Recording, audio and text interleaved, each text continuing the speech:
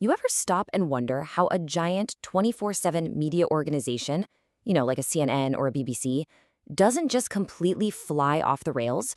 I mean, it seems like pure chaos, right? Well, turns out there's a blueprint for that. In this explainer, we're going to break down how these media giants manage to thrive under all that pressure.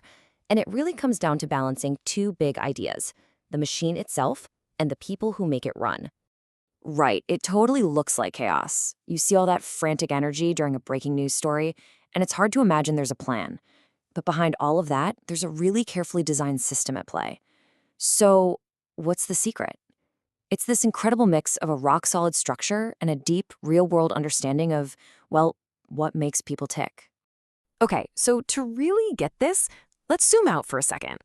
The first big idea is to stop seeing a media company as just a bunch of different departments, news, sales, tech. Instead, you've got to see it as one single interconnected machine. And this brings us right to our first major concept, something called systems theory. So what is systems theory, really? Well, at its heart, it's the idea that every single part of an organization is connected to every other part.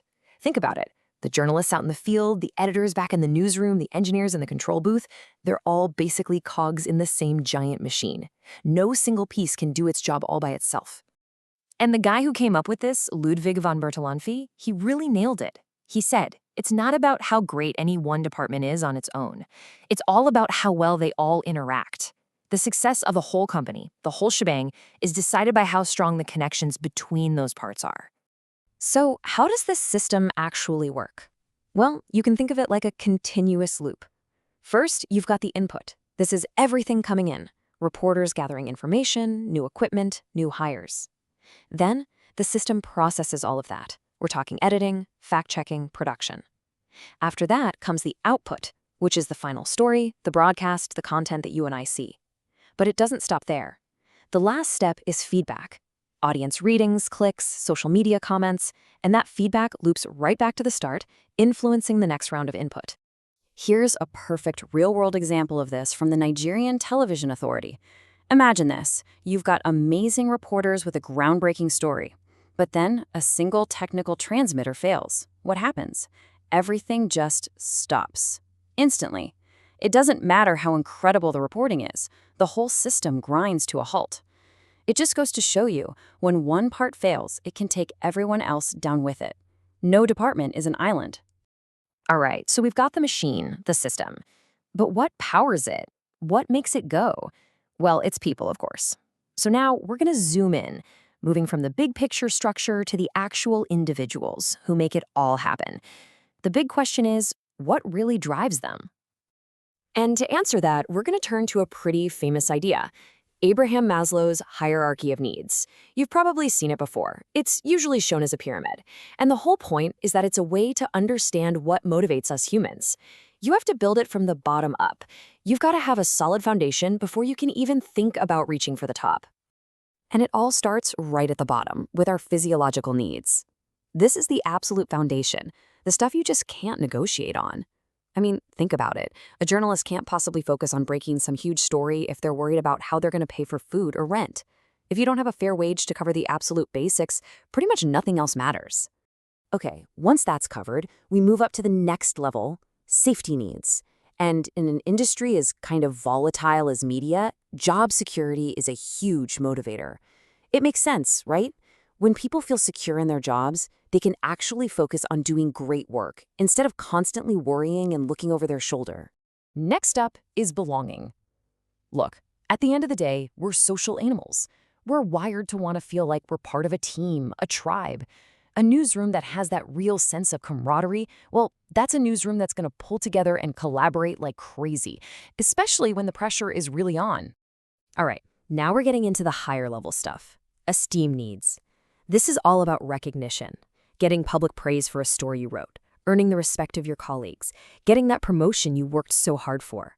All these things send a clear message: you are valued here. And let me tell you, that is an incredibly powerful motivator. And finally, we reach the very top of the pyramid. This is self-actualization. It's that fundamental human drive to become the best version of ourselves, to reach our full potential. For someone in the media world, what does that look like? Maybe it's the freedom to chase a passion project, or the space to innovate and try something new, or the chance to lead a team. It's really all about finding a deeper sense of purpose in your work. So let's step back. On one hand, we've got the organizational system, the machine. On the other, we have the motivated person inside that machine. The real magic, the genius of truly effective media management, is figuring out how to connect these two things. It's all about powering that well-oiled machine with people who are fulfilled, driven, and ready to go. And this is where it all just clicks into place. You see, these two theories aren't fighting each other. They're perfect partners. Systems theory gives you the efficient structure. It sees employees as essential parts of the whole system. And Maslow'S theory, that explains the motivation, the why behind the behavior of those parts.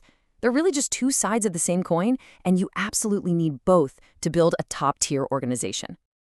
And this isn't just abstract stuff. This is where it gets super practical. Let's break it down. When a manager makes sure people have job security, they're fulfilling that safety need. And what's the result for the system? People feel safe enough to take risks and innovate. Or when a manager really encourages teamwork, they're hitting that belonging need, which leads directly to better coordination and workflow across the whole company. See? Fulfilling these basic human needs directly makes the entire organization stronger. So, what's the big takeaway here? The blueprint for success, especially in the crazy demanding world of media, isn't an either-or choice. It's not structure or sensitivity. It's the combination, the synthesis, of a super efficient system and a genuine understanding of what makes your people get out of bed in the morning. And when you get that balance right, the results are, well, they're real and they are powerful. You see a huge boost in creativity. You get a much stronger commitment to hitting those insane deadlines. And maybe most importantly, you keep your best people around. Your staff retention goes way up, and you feel the kind of innovation you have to stay ahead of the game. You know, there's a line from the source material that just sums this up perfectly. It says that effective media management requires both the structure to keep everything organized and the sensitivity to actually understand the needs of your people. It's so true. One without the other, that's pretty much a recipe for disaster. So I'm going to leave you with a thought. The next time you're watching the news or reading an article, think for a second about the organization that made it. Are you just watching the output of a content factory?